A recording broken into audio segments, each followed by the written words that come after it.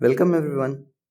हम next chapter देखते हैं सम एप्लीकेशंस ऑफ ट्रिग्नोमेट्री, जो कि हम जिसे हाइट्स एंड डिस्टेंसेस भी कहते हैं। क्यों कहते हैं? क्योंकि इसमें हम हाइट्स एंड डिस्टेंस निकालते हैं किसी भी ऑब्जेक्ट का। अब हम इसको देखेंगे कि कैसे करते हैं इसको। पहले हम देखते हैं कि इंट्रोडक्शन क्या होता है। जैसा कि हमने पहले पढ़ा था कि हमें एक एप्लीकेशन सेक्शन पढ़ना है। तो हमें इसमें क्या पढ़ना है? In this chapter will be studying about some ways in which trigonometry is used in the life around us. हमारे अराउंड में क्या कैसी लाइफ हो रही है, उससे रिलेटेड हम प्रॉब्लम्स को देखेंगे और उसको सॉल्व करने की कोशिश करेंगे। So trigonometry was invented because its need arose in astronomy. Astronomy में इसकी आवश्यकता हमारी पड़ने लगी थी। क्यों पढ़ने लगी थी? जैसे कि हमारा एग्जाम्पल है, to calculate distances from the earth to the planets and stars. हमारा अर्थ और जो हमारे सोलर सिस्टम में प्लैनेट होते हैं उनके बीच का डिस्टेंस निकालने के लिए, और जो हमारे स्टार्स होते हैं उनके बीच का भी डिस्टेंस निकालने के लिए हमें इस ट्रिग्नोमेट्री की जरूरत पड़ने लगी, इसलिए ये इन्वेंट किया गया। Okay, the knowledge of trigonometry is used to construct maps. हम इसको ट्रिग्नोमेट्री का यूज कर हम मैप्स को कंस्ट्रक्ट कर सकते हैं। हम डिटरमाइन कर सकते हैं position of island in relation to the longitude and latitude. Longitude और लेटीट्यूड के फॉर्म में हम आइलैंड की पोजीशन निकाल सकते हैं कि क्या हो सकती है हमारी अर्थ पर। तो ये हमारे बेसिक जो एप्लीकेशंस होते हैं इनका हम यूज करेंगे। तो हम इस चैप्टर में क्या क्या पढ़ेंगे? तो इन this chapter will see how trigonometry is used for finding the Heights and distances. इसीलिए हम इसको हाइट्स एंड डिस्टेंस के नाम से भी इस चैप्टर को जानते हैं, क्योंकि हम यहाँ पे ट्रिग्नोमेट्री का यूज कर हाइट्स एंड डिस्टेंस को भी निकाल लेंगे और वेरियस ऑब्जेक्ट्स का विदाउट एक्चुअली मेजरिंग देम। मतलब कि अगर हमें कुतुब मीनार का हाइट नापने को दे दिया जाए कि हमारा कुतुब मीनार है, तो इसका हाइट हम या फिर 2-3 तरीके से निकाल सकते हैं। या फिर हम इसको यहाँ से मेजरिंग टेप लेकर नाप लें, जो कि बहुत हेक्टिक है। या फिर हम इसको हाइट्स एंड डिस्टेंस के फॉर्मूले से निकालें, या फिर वे से निकालें, जैसे कि हमारा कोई एंगल दिया हुआ है उसके हिसाब से।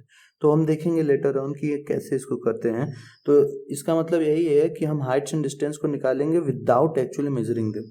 हमें एक्चुअली उसको मेजर नहीं करना होगा। ओके, तो हम बेसिक टर्म्स देख लेते हैं कि बेसिक टर्म्स क्या क्या हैं क्वेश्चन सॉल्व करने से पहले। तो हमारे बहुत सारे बेसिक टर्म्स हैं, जैसे कि लाइन ऑफ साइट है, एंगल ऑफ एलिवेशन है, एंगल ऑफ डिप्रेशन है। तो हम पहले इसका देख लेते हैं थ्योरेटिकल पोर्शन, इसका थ्योरेटिकल क्या हो सकता है। उसके बाद हम इसको देखेंगे प्रैक्टिकल वे में कि कैसे हम इसको डिफाइन कर सकते हैं। ओके, तो हम यहाँ पे देखते हैं जैसे लाइन ऑफ साइट हमारा क्या होता है। Line of sight is the line drawn from the eye of an observer to the point in the object viewed by the observer. जैसे कि हम मान लीजिए कि कुतुब मीनार को देख रहे हैं। ओके, हम कुतुब मीनार के टॉप पोजीशन को देख रहे हैं, इस सी पॉइंट को देख रहे हैं। ठीक है, अब हम यहाँ पे हैं, हम यहाँ पे खड़े हैं, हम इस कुतुब मीनार के पॉइंट को यहाँ से देख रहे हैं। जब यहाँ से देख रहे हैं तो हमारी पॉसिबिलिटी क्या हो सकती है कि ये लाइन जो होगी, ये लाइन हमें बताएगी कि पॉइंट कहाँ पर है हमारा सी पॉइंट। तो हम यहाँ से देख रहे हैं, हमारी पॉइंट कुतुब मीनार की टॉप की यहाँ पर है। तो जिसको हम देख रहे हैं इसे हम कहते हैं लाइन ऑफ साइट। ये हमारी लाइन ऑफ साइट होती है। ओके, जैसे यहाँ देखिए आप, is the line drawn from the eye of an observer. Observer कौन है? हम हैं। हमारे आई से इस लाइन को ड्रॉ किया गया है of an observer to the point in the object. हमारे इस पॉइंट को, जो ऑब्जेक्ट है जिसको हम देखना चाहते हैं, हम किसको देखना चाहते हैं? Top of the Qutub Minar. Okay, viewed by the observer, जो कि ऑब्जर्वर के द्वारा देखा जा रहा है। तो इसे हम क्या कहते हैं? Line of site. ओके, चलिए अब हमारा नेक्स्ट पॉइंट क्या है? हमारा नेक्स्ट है angle of elevation. So angle of elevation of the point viewed is the angle formed by the line of site with the horizontal when the point being viewed is above the horizontal level. That is the case when we raise our head to look at the object. जैसे suppose करिए हम यहाँ पे ऊपर देखेंगे, अपना sir को ऊपर करेंगे तभी हम इस पॉइंट को देख सकते हैं। तो हमारा एंगल ऑफ एलिवेशन क्या होता है कि जो लाइन ऑफ साइट और हॉरिजॉन्टल लेवल के बीच का एंगल है, इसको हम एंगल ऑफ एलिवेशन कहते हैं। ओके, ये हमारा एंगल ऑफ एलिवेशन हो गया। तो ये हमारा एंगल ऑफ एलिवेशन होगा जो कि लाइन ऑफ साइट और हॉरिजॉन्टल लेवल के बीच का एंगल फॉर्म्ड होगा। ओके, और एंगल ऑफ डिप्रेशन क्या होता है? अब एंगल ऑफ डिप्रेशन को समझने के लिए हम एक केस लेते हैं कि मान लीजिए आप अपने बालकनी में खड़े हैं, ऊपर आप अपने बालकनी में रेलिंग में खड़े हैं, यहाँ पे खड़े हैं, और यहाँ पे एक आदमी जा रहा है। तो जब हम इसको यहाँ से देखेंगे तो ये इसको हम देख रहे हैं, मतलब ये हमारा लाइन ऑफ साइट है। ओके, और इस हॉरिजॉन्टल से जो एंगल फॉर्म्ड होगा इसको देखने में, ये हमारा एंगल ऑफ डिप्रेशन कहा जाएगा। ओके, इसको हम एंगल ऑफ डिप्रेशन कहेंगे। तो इसका देख लेते हैं क्या होता है definition. Angle of depression of a point on the object, ये हमारा ऑब्जेक्ट है, इस पे पॉइंट है, being viewed is the angle formed by the line of site with the horizontal. हमारा हॉरिजॉन्टल और लाइन ऑफ साइट के बीच का जो एंगल फॉर्म्ड हो रहा है, जब हम ऊपर से नीचे देख रहे हैं तो उसे एंगल ऑफ डिप्रेशन कहते हैं। जैसे देखिए यहाँ लिखा हुआ है horizontal when the point is below the horizontal level, horizontal level से नीचे है। That is the case when we lower our head look at the point being viewed. Okay, अब इसको हम अच्छे समझने के लिए एक फिगर का यूज करते हैं जो कि हमारा बहुत ही इंटरेस्टिंग। देखते हैं हम यहाँ पे एग्जाम्पल। देखिए फिगर कैसा है, मस्त है ना, मैंने बनाया इसको। ओके, चलिए आगे देखते हैं। तो जैसे कि ये लड़की है, देखिए यहाँ से ध्यान दीजिएगा आप, ये लड़की है, इसके आई से ये बर्ड को देख रही है ऊपर उड़ते हुए। आप इमेजिन करिए ये लड़की इस बर्ड को उड़ते हुए देख रही है। तो ये जो लाइन बन रहा है, इस लाइन को हम कहेंगे लाइन ऑफ साइट। क्या कहेंगे? Line of site. ओके, और ये जो है ये हमारा क्या होगा?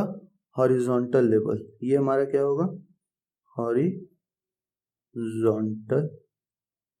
लेवल। ओके, तो ये इसको देख रही है बर्ड को उड़ते हुए, तो ये लाइन ऑफ साइट है। इस आंख से ये हॉरिजॉन्टल लेवल है। तो इस हॉरिजॉन्टल लेवल और लाइन ऑफ साइट के बीच का जो एंगल होगा वो एंगल क्या होगा? वो डेफिनेशन के हिसाब से ये एंगल होगा हमारा एंगल ऑफ एलिवेशन। समझे? ठीक है, इसको कहेंगे हम एंगल ऑफ एलिवेशन। ये हमारा एज अ ऑब्जेक्ट काम करेगा, एज अ ऑब्जेक्ट काम करेगा, और ये एज अ ऑब्जर्वर काम करेगी।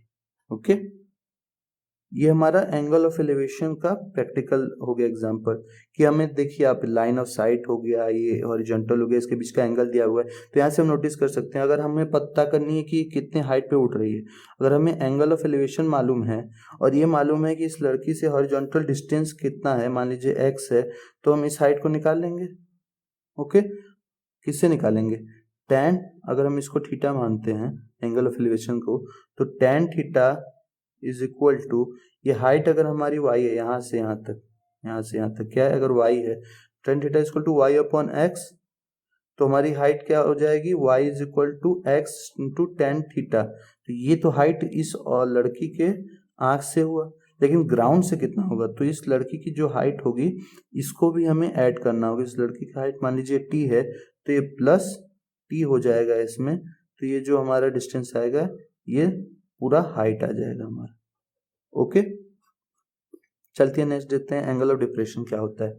मान लीजिए एक बिल्डिंग पे आप खड़े हैं, मान लीजिए आप खड़े हैं यहाँ पे। ओके, और आपने कैप, बहुत अच्छा कैप पहना हुआ है, क्या बात है। तो यहाँ से आप देख रहे हैं, आप खेल रहे थे छत पे अपने क्रिकेट, मान लीजिए क्रिकेट खेल रहे हैं, जगह नहीं है, ग्राउंड नहीं है, तो आप छत पे से क्रिकेट खेल रहे हैं। तो यहाँ पे आपके रोड पर बॉल चली गई। ओके, अब रोड पर बॉल चली गई, तो हमें पता करना है, सपोज आपको ये पता करना है, आपके अंदर क्यूरियोसिटी जागी कि ये कितने डिस्टेंस पे है, ये कितने डिस्टेंस पे है, या फिर आपकी बिल्डिंग की हाइट क्या है। तो सपोज आपको बिल्डिंग की हाइट पता है, हमें हमारी बिल्डिंग की हाइट y है, हमें ये पता करना है x से। और आपको ये भी पता है कि चलिए कि आपका ये एंगल क्या होगा, ये एंगल क्या होगा, तो ये हमारा हॉरिजॉन्टल लेवल है, हॉरिजॉन्टल है। और ये हमारा, इसको देख रहे हैं बॉल को, तो ये लाइन ऑफ साइट है हमारा, ओके, ये लाइन ऑफ साइट हो गया, हॉरिजॉन्टल लेवल हो गया। तो हमारा जो इस दोनों के बीच का एंगल फॉर्म होगा, ये हमारा एंगल ऑफ डिप्रेशन होगा, डिप्रेशन, ओके, क्योंकि हम नीचे देख रहे हैं इसलिए इसका नाम डिप्रेशन रखा गया। डिप्रेशन वाला डिप्रेशन नहीं जो टेंशन में आ जाते हैं वो वाला नहीं, जो नीचे देखते हैं वो वाला डिप्रेशन। और ये एलिवेशन है जब हम ऊपर देखते हैं तब, ओके। तो हम क्या कर सकते हैं, यहाँ से हमें अगर मान लीजिए हमें पता करना हो ये डिस्टेंस x क्या है, हमें हाइट मालूम है बिल्डिंग का, तो हम क्या यूज़ कर सकते हैं, ये एंगल अगर हमारा अल्फा है, ये एंगल अल्फा मान लेते हैं हम, तो ये एंगल जो है अल्फा है, तो हमारी ये एंगल क्या होगी, ये एंगल 90 माइनस अल्फा, क्योंकि ये 90 डिग्री है, परपेंडिकुलर, ओके, ये 90 डिग्री है, तो ये 90 माइनस अल्फा, ये 90, तो ये क्या हो जाएगा 90 माइनस अल्फा प्लस 90, ये वाला प्लस इसको मान लेते हैं क्या है y तो हो गया y dash is equal to 180 degree, okay, ऐसे 90 90 यहाँ से y dash is equal to alpha आ जाएगा, तो ये हमारी अल्फा होगी। तो यहाँ से क्या आ जाएगा, tan अल्फा यूज करते हैं, tan alpha is equal to y by X, हमें x पता करना है तो x is equal to y by tan alpha, तो यहाँ से हमें x पता चल जाएगा, ओके। और यहाँ पे हमने ऐसे किया, यहाँ पे हम एक तरीके से और कर सकते हैं कि हमें मालूम है अल्फा है, तो ये हॉरिजॉन्टल लेवल है, ये भी हॉरिजॉन्टल लेवल है हमारा, ओके, ये भी हॉरिजॉन्टल लेवल है, तो ये हमारा क्या हो गया, ट्रांसवर्सल हो गया, ये हमारा ट्रांसवर्सल हो जाएगा, तो ये हमारा अल्टरनेट इंटीरियर एंगल हो जाएगा, ओके। इंटीरियर एंगल क्या होता है, इक्वल होता है, तो ऐसे ही यहाँ से आ जाएगा, ओके। आई थिंक आपको समझ में आ गया होगा यहाँ तक, तो और अच्छे समझेंगे, प्रॉब्लम देखते हैं एनसीईआरटीज़ के कुछ, तो उन प्रॉब्लम को देखेंगे हमें खुद समझ में आ जाएगा, ओके। तो thanks for watching, please like, subscribe and share to everyone, thank you.